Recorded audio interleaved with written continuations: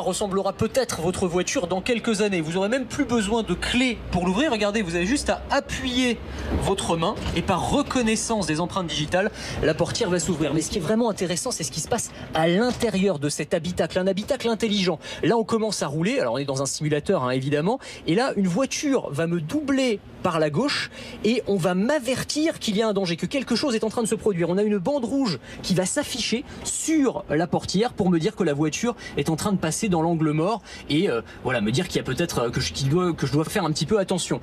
Autre élément intéressant, c'est le pare-brise qui va m'afficher tout un tas d'informations lumineuses. Le pare-brise qui se transforme en écran finalement, où vont s'afficher par exemple les distances de sécurité. En rouge, ça veut dire que c'est un peu dangereux. Alors là, c'est les distances de sécurité. On pourrait faire la même chose avec la vitesse, avec le GPS, et ça va permettre au conducteur de ne plus avoir à faire des allers-retours incessants comme ça entre la route et le tableau de bord. Le dernier élément intéressant, c'est qu'on va pouvoir personnaliser l'ambiance lumineuse. Ça, c'est pour être bien dans sa conduite, donc ambiance un peu nocturne, couleur un peu plus automnale. On a même trouvé une ambiance BFM TV dans ce prototype, c'est pas mal. Alors évidemment, c'est juste pour l'ambiance lumineuse, il ne s'agit pas de conduire en regardant la télé. Même dans une voiture autonome, ce serait beaucoup trop dangereux.